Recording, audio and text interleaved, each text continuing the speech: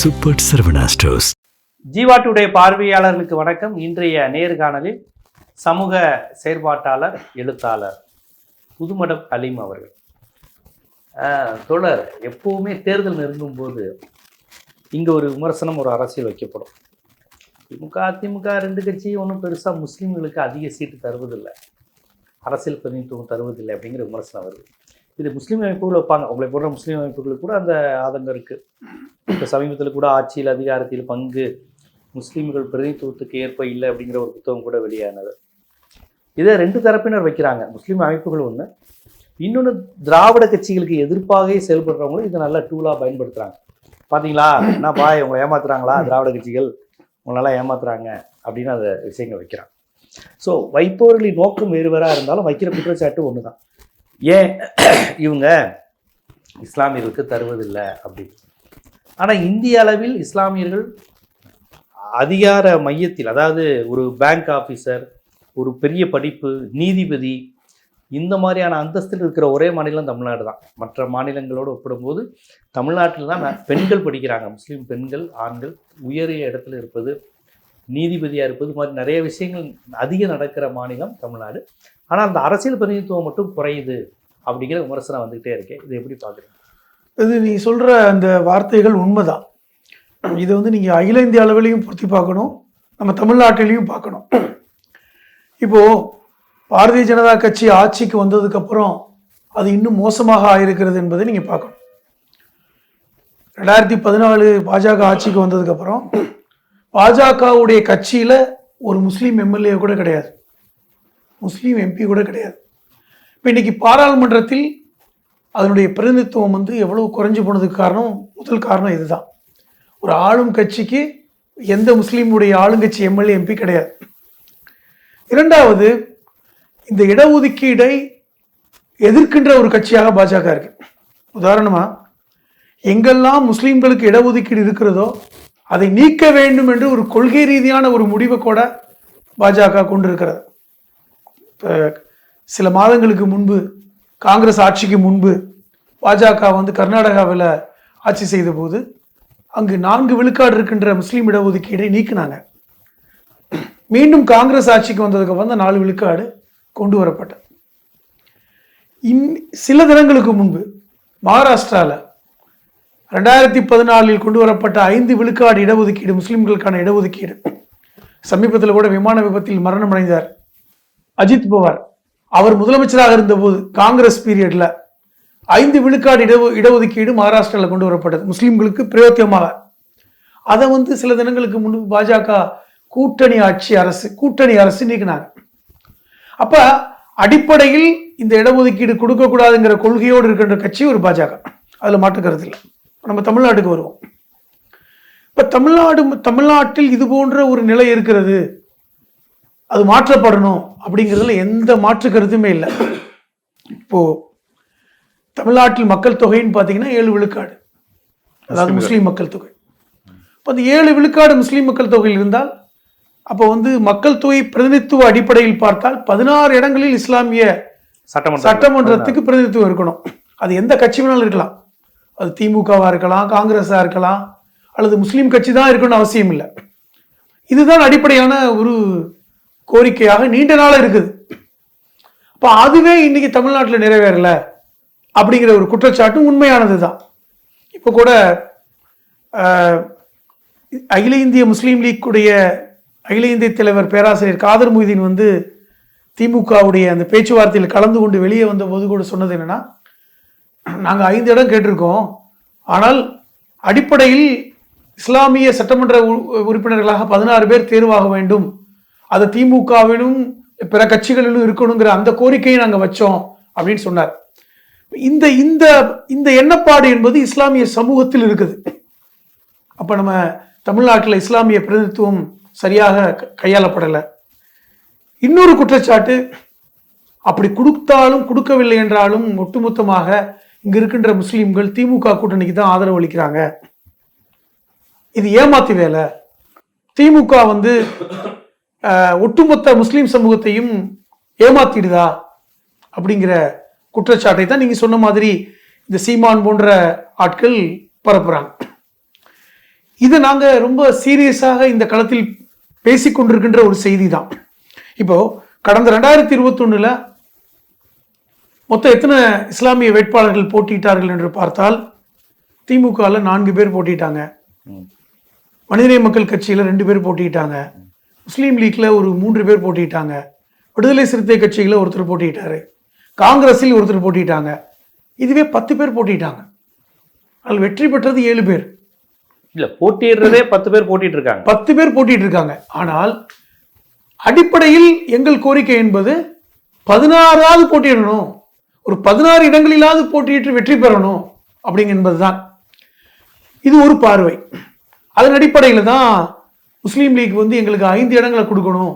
இந்த 2026 சட்டமன்ற தேர்தலில் 5 இடங்களில் முஸ்லீம் லீக்கும் இதே கோரிக்கையை மனிதநேய மக்கள் கட்சி எங்களுடைய தலைவர் பேராசிரியர் ஜவாஹிருல்லா அவர்கள் வந்து பெரியவே பேட்டியை கொடுத்தாங்க. மனிதநேய மக்கள் கட்சி சார்பில் 5 இடங்கள் கொடுக்கணும் அப்படின்னு. இப்போ இதுவே 10 ஆயிடுச்சு. அப்ப பிற கட்சிகள் குறிப்பாக திமுகவில் அதற்கான எண்ணிக்கை வந்து 5ஆக இருக்கணும் அப்படின்னு. அப்ப இதன் அடிப்படையில் பார்க்கும்பொழுது ஒரு 20 பேர்களாவது இஸ்லாமிய வேட்பாளர்கள் போட்டியிட்டால் ஒரு 16 பேர் வெற்றி பெறுவாங்க என்கிற ஒரு கோரிக்கை தான். இப்ப இது ஏன் நிறைவேற்றப்படலை அப்படிங்கறத நம்ம திருப்பி சொல்றோம். இது ஒரு பக்கம். ஆனால் நீங்கள் இன்னொரு கோரிக்கையை பார்க்கணும். சீமான் போன்றவர்கள் ஒரு குற்றச்சாட்டை முன்வைக்கிறாங்கல்ல, என்ன வைக்கிறாங்க? திமுகவுக்கு ஓட்டு போடலைன்னா பாஜக வந்துடும், திமுகவுக்கு ஓட்டு போடுவது என்பது இஸ்லாமியருடைய 6வது கடமை, இப்படியெல்லாம் சொல்லி தான் இஸ்லாமிய மக்களை வந்து இவர்கள் மூளைச்சலவை செய்யறாங்க அப்படிங்கிற குற்றச்சாட்டை சீமான் முன்வைக்கிறார். ஆனா நீங்க ஒரு விஷயத்தை மறந்துடக்கூடாது. நீங்க இந்திய அளவில் எடுத்துக்கங்க. நீங்க 2014க்கு முன்பாக இருந்த இந்தியா அங்க இல்ல. நேற்று முந்தான சீமான் தான் சொல்லிட்டாரு, நீங்க எல்லாரும் சைத்தானின் பிள்ளைகள், நீங்க எங்களுக்கு ஓட்டு போட்டாதான் கடவுளின் பிள்ளைகள், நீங்க சைத்தானின் பிள்ளைகள். அதான் அவருடைய பார்வை அதுதான். இந்தியாவோட நிலைமையை நீங்க தெரிஞ்சுக்கணும். ராஜஸ்தான்ல ஒரு ஊர்ல வந்து ஒரு பாஜகவுடைய முன்னாள் பாராளுமன்ற உறுப்பினர் அவர் வந்து அங்குள்ள ஏழை மக்களுக்கு போர்வை வழங்குறார். ஒரு பெண்மணிக்கு போர்வை வழங்கிவிட்டு உன் பேரை கேட்கிறாரு. அந்த பெண்மணி முஸ்லீம் பேரை சொல்றாங்க. திருப்பி போர்வையை வாங்கிடுறார். இது பத்திரிகையில இன்னைக்கு வந்து செய்தி. ஏன்னா மோடியை திட்டுபவர்களுக்கு எல்லாம் போர்வை கொடுக்க முடியாது, புரிஞ்சுக்கணும். இது ஒரு சாம்பிள். 2வது சாம்பிள்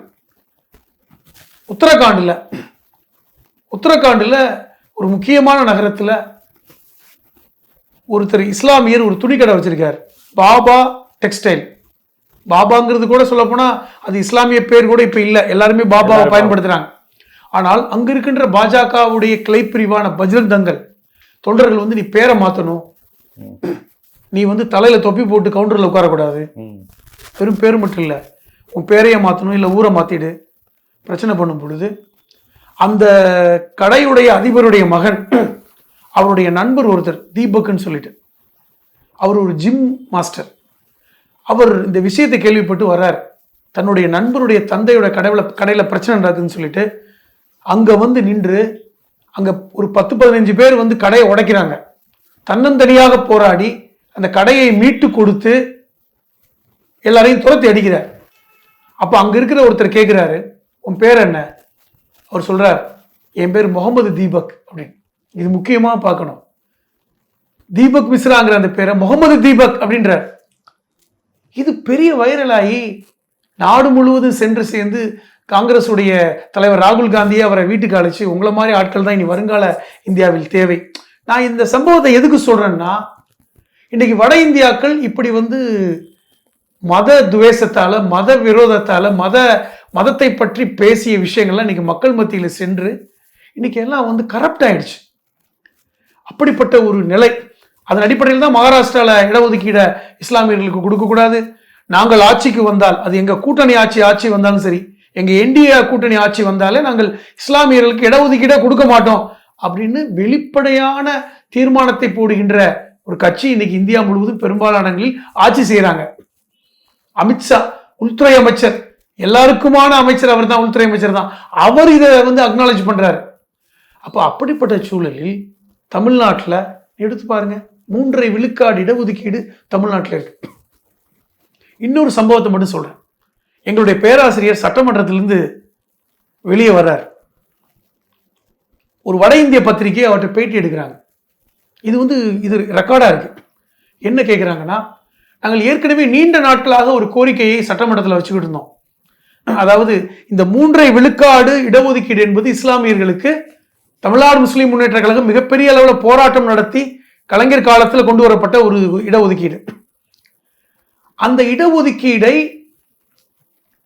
பிற சமூகத்திலிருந்து இஸ்லாமியர்களாக கன்வெர்ட் ஆகிறாங்க பாருங்க, முஸ்லீம்களாக, அவர்களுக்கும் கிடைக்கணும் அப்படிங்கிற ஒரு கோரிக்கையை எங்களுடைய தலைவர் பேராசிரியர் ஜவாஹிர்லால் அவர்கள் சட்டமன்றத்தில் தொடர்ச்சியாக அந்த கோரிக்கை வச்சுக்கிட்டே இருந்தாங்க. அது சட்டமன்றத்தில் நிறைவேற்றப்பட்டது. எப்படின்னா, பிசிஎம் சொல்லக்கூடிய பிசி முஸ்லீம் 3 விழுக்காடு, இது ஒரு உள்ஒதுக்கீடு. அந்த ஒதுக்கீட்டின் அடிப்படையில் யாராவது இஸ்லாமியர்களாக மாற்று மத சகோதரர்கள் மாறினால், ஒரு இந்து மதத்திலிருந்து ஒருத்தர் முஸ்லீமா மாறிட்டா அவருக்கும் 3 விழுக்காடு இடஒதுக்கீடு உண்டு அப்படிங்கிறத முதல்வர் அறிவிக்கிறார். இந்த செய்தியை வைத்து பத்திரிகையாளர் கேட்கிறாங்க பேராசிரியர் ஜவாஹிர்லால் அவர்களிடம், எப்படிங்க வட இந்தியால இதுக்கெல்லாம் அடிக்கிறான், முஸ்லீம் பேரை வச்சாவே தாக்குறான், பீஃப் வச்சிருக்கேன்னு சொல்லி கடையை உடைக்கிறான், ஆனால் இங்கு மட்டும் எப்படி ஒருத்தர் இந்துவா இருந்து முஸ்லீம் மாறினாவே இடஒதுக்கீடு உண்டு, இந்த தைரியம் எப்படி இந்த முதல்வருக்கு இருக்குன்னு சொல்லி கேள்வி கேட்கிறாங்க. இதுதான் தமிழ்நாடு. இப்படி இந்த பார்வையை பார்க்கணுமா வேணாமா? இன்னைக்கும் சொல்றேன், 14 விழுக்காடு இருக்கின்ற கர்நாடகால புர்கா போட முடியல, புர்காவை கலட்டுன்னு சொல்லும்போது அந்த பெண் அல்லாஹ் அக்பர் என்று கோஷம் போட்ட விஷயம், அந்த பெண் பின்னாடி இத்தனை பேர் காவிகள் துரத்துனது, இதெல்லாம் நம்ம பார்த்தோம் பாஜக ஆட்சியில. அங்கு 14 விழுக்காடு முஸ்லிம்கள் இருக்காங்க, தமிழ்நாட்டில் 7 விழுக்காடு தான் இருக்காங்க. 40 விழுக்காடு முஸ்லிம்கள் அஸ்ஸாம்ல இருக்காங்க, அங்குதான் என்ஆர்சி அமல்படுத்தப்பட்டிருக்கிறது. அங்கு ஒரு ரிக்ஷாக்காரருக்கு 5 ரூபாய் கேட்டா முஸ்லீம் ரிக்ஷாக்காரர்னா 3 ரூபாய் கொடுக்கலான்னு சொல்லிட்டு அங்க இருக்கின்ற முதல்வர் விஸ்வாஸ் வெளிப்படையா சொல்றார், நீங்கள் முஸ்லீம் ரிக்ஷாக்காரருக்கு விலையை குறைச்சு கொடுங்க, அது ஒன்றும் கெட்டு போயிடாது, முஸ்லீமுடைய கூலிக்காரருக்கு விலையை குறையுங்க, அவர் கடையில நீங்க விலை குறைச்சு வாங்குங்க, அது ஒன்றும் பிரச்சனை கிடையாது. 40 விழுக்காடு முஸ்லீம்கள் அஸ்ஸாம்ல இருக்காங்க. அப்ப இங்க எண்ணிக்கை முக்கியம் அல்ல, ஆட்சியாளர்கள் முக்கியம், அதான முக்கியம். 40 விழுக்காடு இருக்கின்ற அங்கு எவ்வளவு பெரிய மோசமான நிலைமையில மக்கள் இருக்காங்க. 7 விழுக்காடு முஸ்லீம்கள் இருக்காங்க, 3 விழுக்காடு இடஒதுக்கீடு இருக்கு. அதை நம்ம 5 விழுக்காட கேட்டிருக்கோம், கோரிக்கை வைக்கிறோம் தொடர்ச்சியா, எங்களுக்கு 5 விழுக்காடு வேணும்னு கேட்கிறோம். அதை பரிசீலிப்பதாக முதல்வர் சொல்றாரு. இங்க இந்த மாதிரியான சூழல் எப்படி இருக்கு? இது முக்கியம் இல்லையா? அரசியல் பிரதிநிதித்துவம் கிடைக்க வேண்டும் என்பதெல்லாம் கரெக்ட், வாஸ்தவம், அதுல மாற்று கருத்தே இல்லை. 16 சட்டமன்ற உறுப்பினர்கள் சட்டமன்றத்தில் இருக்கணுங்கிறதுல எல்லா மக்களுடைய கோரிக்கை அதுதான். இந்தியன் முஸ்லீம் லீக்குடைய தலைவர் காதர் மொய்தீன் அவர்கள் வெளியே சொல்லும்போது கூட எங்களுக்கு 5 கொடுத்தா போதும், ஆனால் 16 கிடைக்கணும், 16 சட்டமன்ற உறுப்பினர்கள் முஸ்லீம்களா இருப்பதை திமுக உறுதிப்படுத்தணும் அப்படின்னு சொல்வதெல்லாம் சமூகத்துடைய குரல் தான். இதே குரல் தான் பேராசிரியர் ஜவாஹிர்லால் அவர்கள் வெளியே இப்படி பத்திரிகையாளர் கேட்கிறாங்க, வட இந்தியாவில எல்லாம் முஸ்லீம் பேரை சொல்ல முடியல, முஸ்லீமாக மதம் மாறினால் நீங்கள் கைது செய்யப்படுவீங்க, அங்க மதமாற்ற சட்டம் இருக்கு, உத்தரப்பிரதேசத்துல நீங்க மதம் மாறிட முடியாது. ஒருவர் ஒரு இந்துவோ ஒரு கிறிஸ்துவரோ ஒரு முஸ்லீமாக மதம் மாறுவது என்பதற்கு ஏகப்பட்ட ப்ரொசீஜர் இருக்கு. நீங்க மாவட்ட ஆட்சியர் அலுவலகத்துல போய் ஆட்சியரிடம் அனுமதி வரணும், அதுக்கான காரணத்தை சொல்லணும், அவ்வளவு எழுதி கிடையாது. ஆனால் இங்கு மதம் மாறியவர்களுக்கு 3 விழுக்காடு இடஒதுக்கீட்டை நான் உறுதி செய்கிறேன்னு ஒரு முதல்வர் எப்படிங்க எவ்வளவு தைரியமா பேசுறாரு அப்படின்ட்டு வட இந்திய பத்திரிகைகள் ஆச்சரியத்தோட பாக்குறது. எப்படி பாக்குறது? நம்ம இல்ல, அதை விட இது ரொம்ப முக்கியம் பாக்குறீங்க. கண்டிப்பா, அதாவது ஒரு 16 முஸ்லிம் சட்டமன்ற உறுப்பினர்கள் போவது ஒரு அடிப்படை உரிமை தான், அது பெரியாருடைய கொள்கை வகுப்புவாரி அடிப்படையில் எல்லாருக்கும் வேணுங்கிறது. அதை விட நான் சுயமரியாதையோட வாழ்றதும், இங்க நான் முஸ்லிம்ங்கிற பாகுபாடே இல்லாம இருப்பதும், இது இந்த ஸ்டாலின் கவர்மெண்ட் திமுக கவர்மெண்ட் இந்த தமிழ்நாடு மண் எனக்கு கொடுத்துருக்கு, அதோட ஒப்பிட்டு தான் நான் இதை நான் பகுப்பாய்வு செய்ய முடியும். நான் அதான் திருப்பி சொல்றேன், வெறும் எண்ணிக்கையை மட்டும் வைத்து நீங்க அங்க சந்தோஷமா இல்லையேன்னு தான் சொல்றேன்.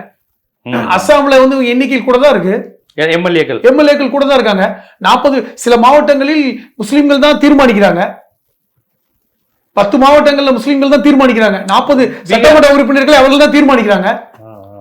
ஆனா அவரால எந்த பவர் இல்லையே. அங்க ஓரளவு பிரதிநிதித்துவம் இருக்கு, அரசியல் பிரதிநிதித்துவம் இருக்கா? அரசியல் பிரதிநிதித்துவம் இருக்கு, எந்த பவரும் இல்லையே. நீங்களால வாயை திறக்க முடியலையே. அது இருந்து மட்டும் பிரயோஜனம் இல்லையே. ஆனால் இருக்கணும், கண்டிப்பா வேண்டும்.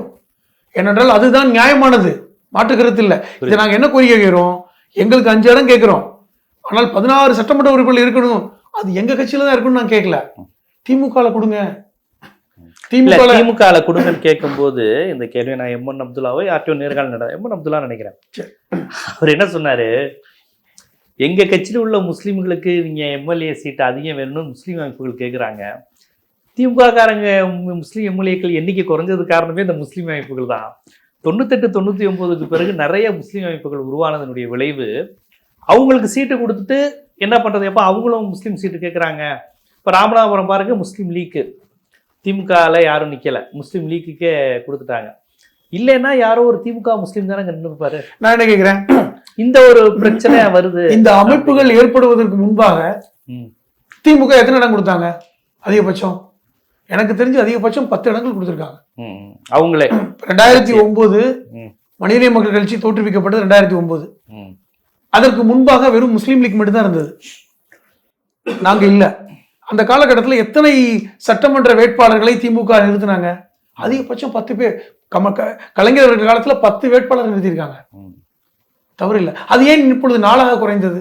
இல்ல முஸ்லீம் லீக்கு கொடுக்கணும், நான் என்ன கேட்கிறேன், மனிதநேய மக்கள் கட்சி கொடுக்கணும். நீங்க அவர்களை ஏன் இப்ப எஸ்டிபிஐ புதுசா இல்ல, இது தவறு இல்ல. நீங்க ஏன் அவர்களை முஸ்லீமா பாக்குறீங்க? திமுக காரனை பார்க்க கூடாதா? நீங்க அங்க இருக்கின்ற ஆவடி நாசரை ஏன் முஸ்லீமா பாக்குறீங்க? ஆவடி நாசரை திமுக காரனை பார்க்க கூடாதா? டோட்டலா கணக்கு பார்க்கும்போது எத்தனை முஸ்லீம், எத்தனை தலித், எத்தனை வன்னியர் நீங்க விசிகால வந்து நீங்க கொடுக்குறீங்க. இப்ப நீங்க திமுக கொடுக்குற முஸ்லீம கணக்குல எடுத்துக்காம வெறும் முஸ்லீம் கட்சியில கொடுக்கறது மட்டும் எடுத்துக்கணும்னு சொல்றீங்க. அதுதான் சொல்றேன். இப்ப நான் கேக்குறேன், விசிகால நீங்க பிரிச்சு கொடுக்குறீங்க. விசிகாலை அவர் வன்னியருக்கு கொடுக்குறாரா, முஸ்லீமுக்கு கொடுக்குறாரா, இல்ல வந்து தாழ்த்தப்பட்ட மக்களுக்கு, பிற்பட்ட மக்களுக்கு கொடுக்குறாரு நீங்க பாக்குறீங்களா? நீங்க முஸ்லீம் கட்சிகளுக்கு மட்டும் இப்படி பாக்குறீங்க. நீங்க எப்போ வழக்கமா 10 இடம் கொடுப்பீங்கல்ல, அது 8 இடமாவது கொடுங்க. அதே 4ஆ சுருக்கு இல்ல. முஸ்லீம் கட்சிக்கு திமுகல உள்ள முஸ்லீம் பெல்ட் ஜெயிக்கிற இடத்துல நிக்கும் போது அங்க இருக்க திமுக முஸ்லீம்கான வாய்ப்பை தானே முஸ்லீம் லீக் வாங்குது.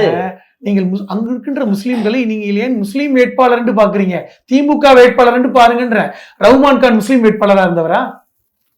சாதிக் பாஜா முஸ்லீம் வேட்பாளரா இருந்தவரா? இப்ப இருக்கின்ற ஆவடி நாசரோ இல்ல வந்து மஸ்தானோ இவர்கள் எல்லாம் வந்து தன்னை முஸ்லீம் வேட்பாளர் என்று சொல்லிக் கொள்ளவில்லை. திமுகங்கிற ஒரு இயக்கத்துல கலந்ததுக்கு அப்புறம் முஸ்லீம் எப்படி போக முடியும்? அவங்க அப்படி பார்க்கல. ஆனா ஓவரால் உங்களுக்கு எப்படி பார்ப்பாங்கன்னா, வன்னியர் கேண்டிடேட் எவ்வளவு நிறுத்தியிருக்காங்க, எவ்வளவு ஜெயிச்சிருக்காங்க, தலித் கேண்டிடேட் எவ்வளவு நிறுத்தியிருக்காங்க, தலித்துங்கிறது தனி தொகுதியில வந்துடும். இந்த மாதிரி பார்க்கும்போது இந்த கூட்டணி இந்த கட்சின்னு தானே பார்ப்பாங்க. எம்என் அப்துல்லா நான் ஃபர்ஸ்ட் ஒரு திமுக முஸ்லீமா பார்க்காதீங்கன்னு அவர் சொன்னாலுமே, அப்துல்லாவை வந்து அவர் தனி திமுகன்னு சொன்னாலுமே ஒரு முஸ்லீம் கேண்டிடேட் தானே பொதுவாக பார்ப்பாங்க. இல்ல பேர் இருக்கு, சொல்ற முஸ்லீம் பேர் எளிதாக மக்கள்கிட்ட போய் சேருது, உண்மைதான். நாங்க என்ன கோரிக்கை வைக்கிறோம்னா, திமுக வழக்கமாக கொடுத்துருட்டோம். எங்களுக்கு நீங்க கொடுக்குற 2 சீட்டோ 3 சீட்டோ 5 சீட்டோ அதை வைத்து நீங்க ஏன் இதை வந்து நீங்க கொண்டு போய் அதுதான் அதுல குறையுதுங்கிறாங்க. இதை கொடுக்கறனாலதான் இது கூடாதுன்னு நான் சொல்றேன். நான் என்ன சொல்றேன், அப்படி பார்த்தாலும் இப்ப நீங்க எங்களுக்கு வந்து 5 இடம் கொடுக்குறீங்க மனிதநேய மக்கள் கட்சிக்கு, மற்ற முஸ்லீம் லீக்குக்கு ஒரு 5 இடம் கொடுக்குறீங்க, 10 இடம் கொடுத்துட்டீங்கன்னு வைங்க, நீங்க 6 பேரை நிப்பாட்டுங்க. அப்படியே நீங்க நிப்பாட்டலையே, அந்த 16 எண்ணிக்கையை கூட வரலையே. நான் என்ன சொல்றேன், இப்படி நீங்க ஒட்டுமொத்தமா 2021 திமுகவும் மனிதநேய மக்கள் கட்சிக்கும் முஸ்லீம் லீக்கும் சேர்ந்தே 10 பேர் தான் நிறுத்திருக்கீங்க. அதை பார்க்கும்போது இன்னும் நீங்க 6 பேர் நிறுத்திருக்கலாமே, அதுவே குறைவுன்னு சொல்றேன். நான் அந்த கணக்கு தான் சொல்றேன். இப்ப உங்க கணக்குக்கே வர்றேன். இப்ப நீங்க சொல்ற அந்த 16 கணக்கு எல்லாம் சேர்ந்து வரணும் அப்படின்னு நினைக்கிறீங்க இல்ல?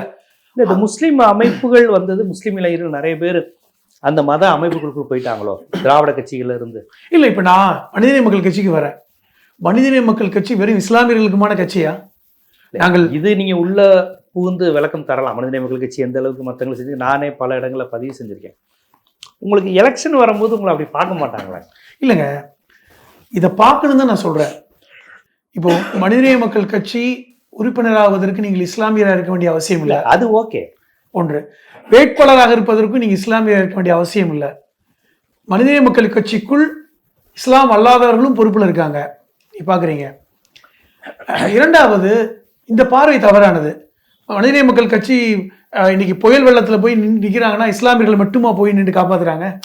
கொரோனால உடலை 3000 உடல்களை சுமந்து போய் அடக்க முடியல. அது அந்த கிரெடிட்டை எல்லாருமே முஸ்லீம்களுக்கும் தராங்க, மாமாக்கா, எஸ்டிபை, தவு ஜமாத் எல்லாத்துக்கும் தராங்க.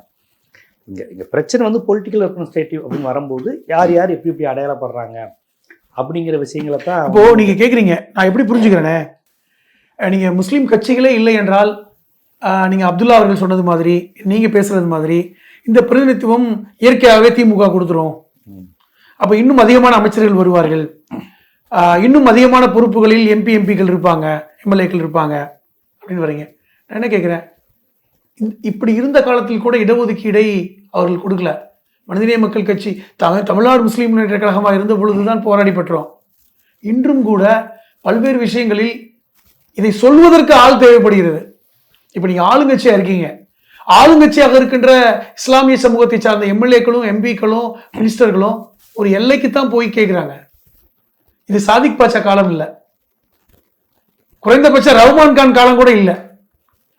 அவர்கள் சமூகத்துடைய பிரதிநிதிகளாக தன்னை வந்து முழுமையாக காமிக்கக்கூடிய ஒரு சூழல் இப்ப இல்லை.